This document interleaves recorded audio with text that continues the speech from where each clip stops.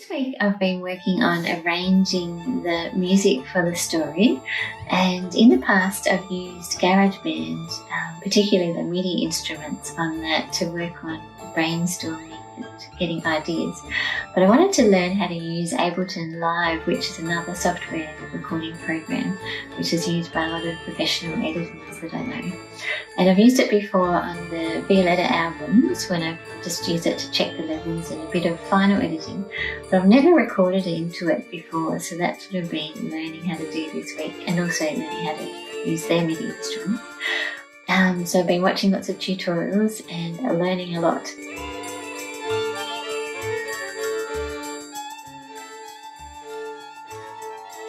First, there was a bit of editing of chapter 2, a bit of drawing, and we've had such beautiful weather I thought I'd work outside. It's still 4 seasons in a day, as you can tell by my Ugg boots and my hat, but the perfect time to admire the beautiful autumn leaves.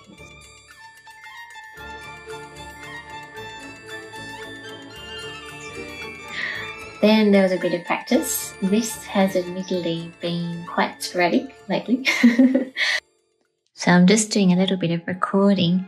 I'm just learning how to use Ableton for recording my violin. And I've set everything up. Then I just noticed there's a little visitor in our backyard.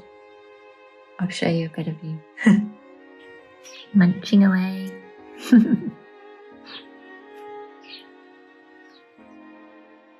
I think he might be a fan of Bartok.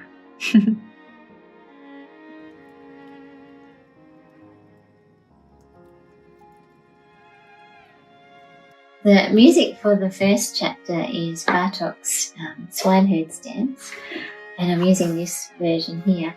Unfortunately, he didn't write anything for wallabies, but I've written out some parts to go along with it. It's such a great piece because it has the potential for so many ostinato patterns.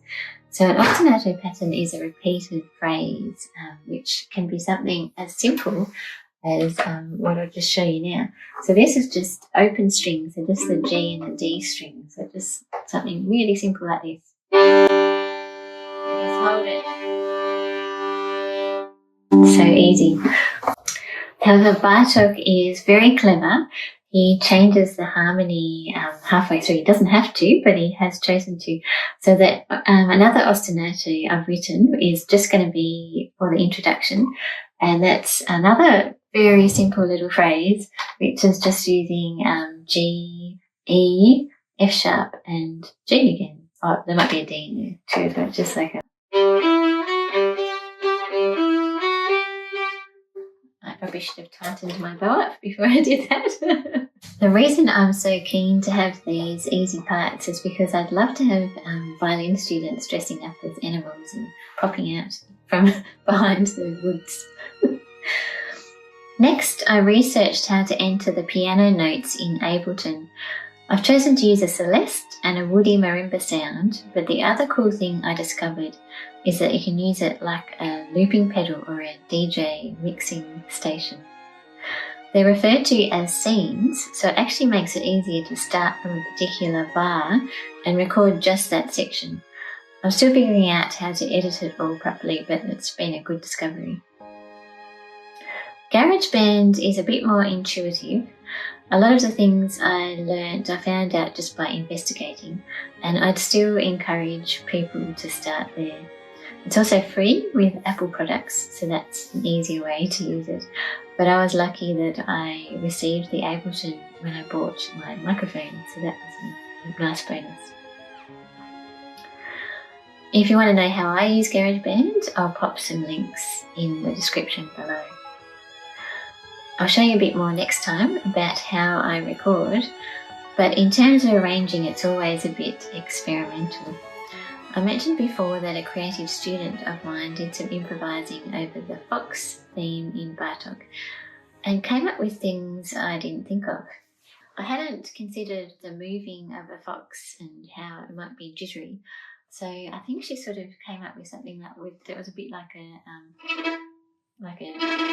funny tremolo kind of sound. So I didn't have any tremolo sounds. I had some harmonics, which might be... Harmonics are these.